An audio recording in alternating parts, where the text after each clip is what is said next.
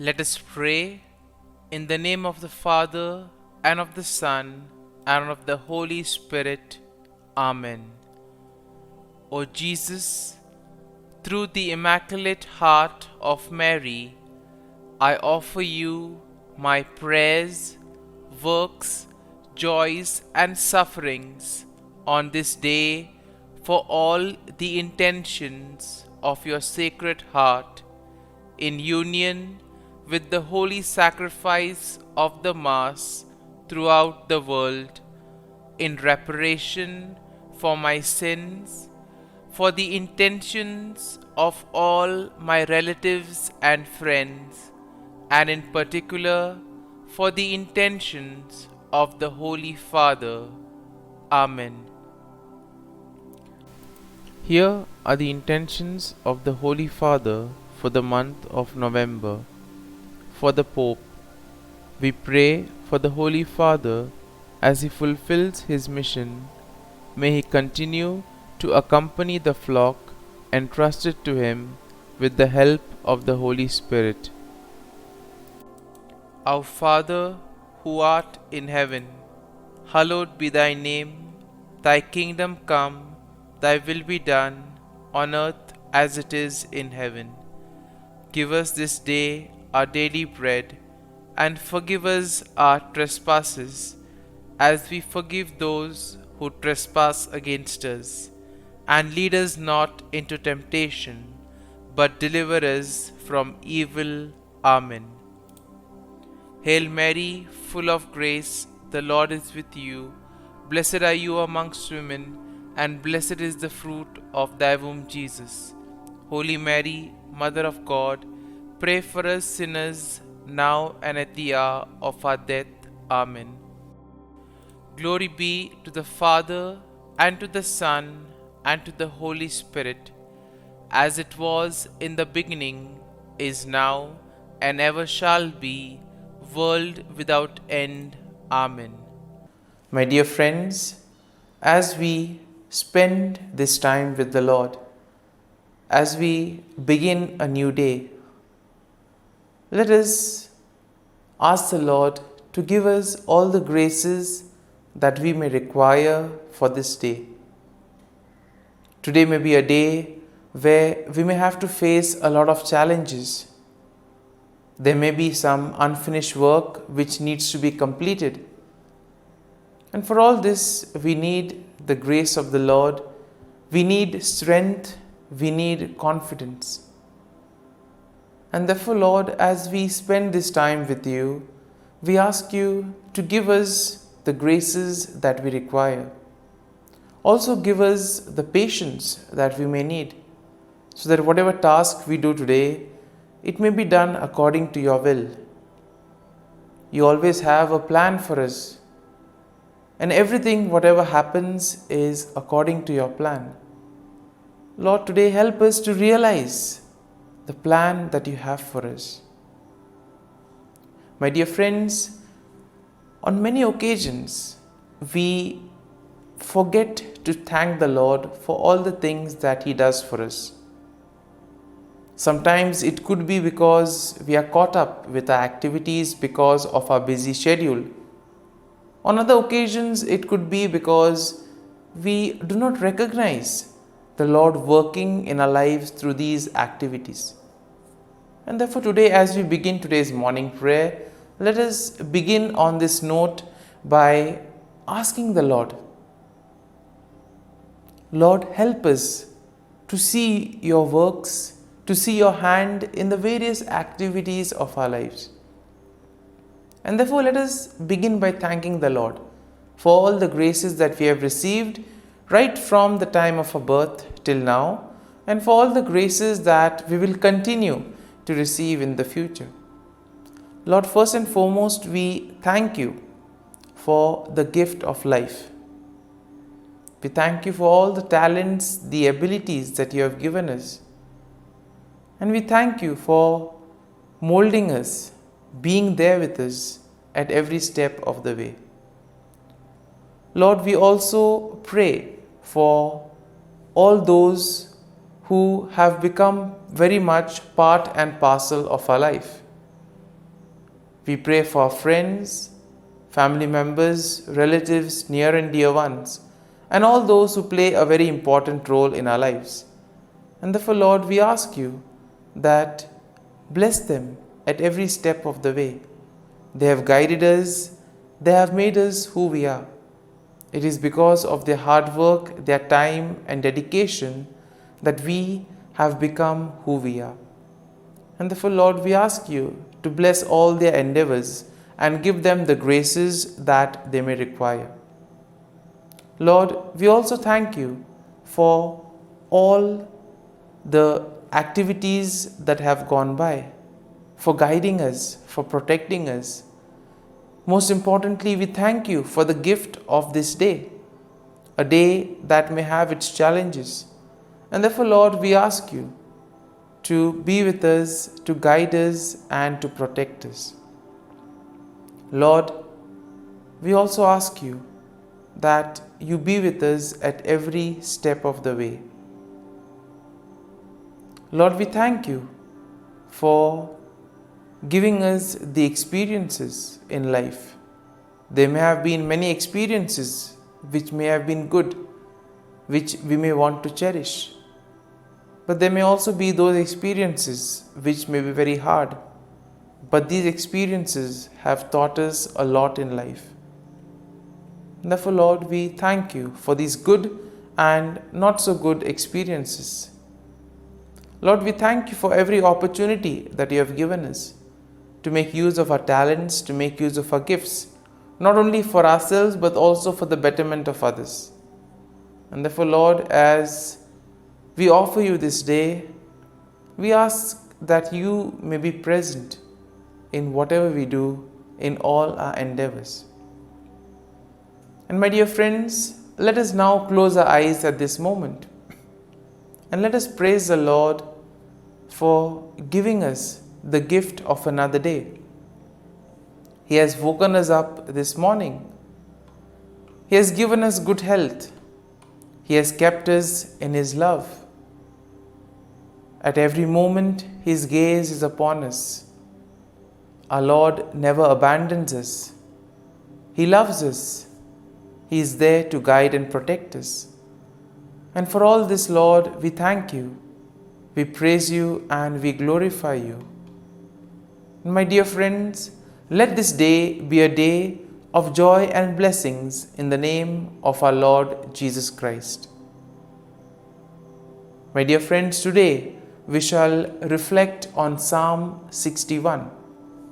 And as usual, we shall have a general overview of the psalm, and then we shall go into the details of the psalm. Now, Psalm 61 is a psalm of David expressing his cry for help and his trust in God's refuge and protection. And therefore, in a way, Psalm 61 can be divided into three main sections. The first section will include a plea for God's attention and assistance, and this we can find in verses 1 to 2. Now, in verses 3 to 4, we will find a declaration of trust in God's shelter and faithfulness. And then finally, in verses 5 to 8, we see that there is a vow to praise God and fulfill vows in the presence of the Lord. And therefore, we see that verse 1 begins, "Hear my cry, O God, attend to my prayer." And therefore, in this opening verse, we see that David earnestly calls out to God, seeking his attention and imploring him to listen to his cry for help. And now we'll see that this will set the tone for the psalm as a heartfelt plea for God's protection. Now, in verse 2, we see that it begins, "From the end of the earth I will cry to you. When my heart is overwhelmed, lead me to the rock that is higher than I." Here we see that David expresses his desperation and he acknowledges the fact that his overwhelmed heart is something that needs attention. Now, he recognizes his needs for God's guidance, and therefore he asks to be led to the rock, symbolizing a place of safety and security. And therefore, when he considers this whole scenario of the rock, he considers the rock to be a place or a situation that is higher and stronger than his current situation. So therefore, the rock becomes a kind of a shelter, a kind of a protection for him. Now, in our day-to-day lives, we also will realize that when things do not go according to plan, we also need some kind of refuge. We need something that will be there to give us confidence, to guide us. And similarly here, the Lord becomes the rock for David. Now in verses 3 to 4, we see, "For you have been a shelter for me, a strong tower from my enemy. I will abide in your tabernacle forever. I will trust in the shelter of your wings." And we see that here David reflects on his past experience of finding refuge and protection in God. He therefore describes God as a shelter, a strong tower, and the one who provides a safe place under his wings. Now David affirms his commitment to dwell in God's presence forever and to place his trust in his protective care. Now in verses 5 to 6, we see, "For you, O God, have heard my vows. You have given me the heritage of those who fear your name. You will prolong the king's life, his years as many generations." And here David expresses his gratitude and his confidence in God's faithfulness. He acknowledges that God has heard his vows and has granted him a share in the heritage of those who fear God's name. Therefore, David believes that God will extend his life and bless him with long-lasting kingship. And then finally in verses 7 to 8, "He shall abide before God forever. O prepare mercy and truth, which may preserve him. So I will sing praise to your name forever, for I may daily dwell and perform my vows." Here David concludes the psalm with a declaration of his intention to place God continually, to sing praises to God and to fulfill his vows. Here we see that he expresses his desire for God to prepare his journey. Therefore, he expresses his desire to be seen in the mercy of the Lord. And therefore here he emphasizes on the qualities of the Lord, that the Lord is merciful, that the Lord is kind. And therefore he calls upon the Lord to be there, to sustain him, to help him in these moments of trials. And therefore, my dear friends, overall we see that Psalm 61 showcases David's heartfelt cry for God's help and his unwavering trust in God's refuge and faithfulness. It highlights a theme of seeking shelter and protection in God, especially during moments of distress. And therefore the psalm encourages a posture of praise and commitment to fulfilling vows in response to God's intervention and steadfast love. And therefore, my dear friends, having reflected on this psalm, let us spend a few moments in silence. Let us allow the psalm to take root in us, so that whatever we may have gained, it may be a verse or a thought that touched us, that may have got our attention. Let us remain with that verse, let us remain with that thought. And therefore, allow the Lord to lead you. Let the psalm become part of you. So as you spend a few moments in silence, remain with this thought, remain with this verse. And therefore, let the psalm become part of you, so that together your actions may reveal the love, praise, and joy of the Lord.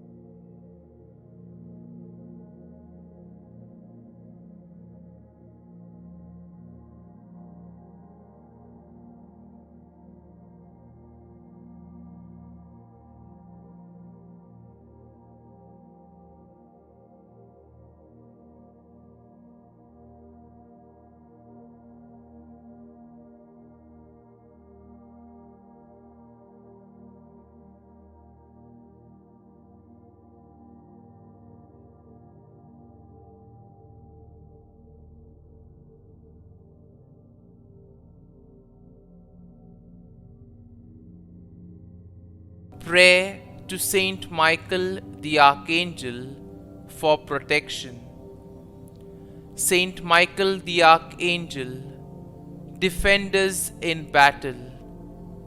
Be our defense against the wickedness and snares of the devil.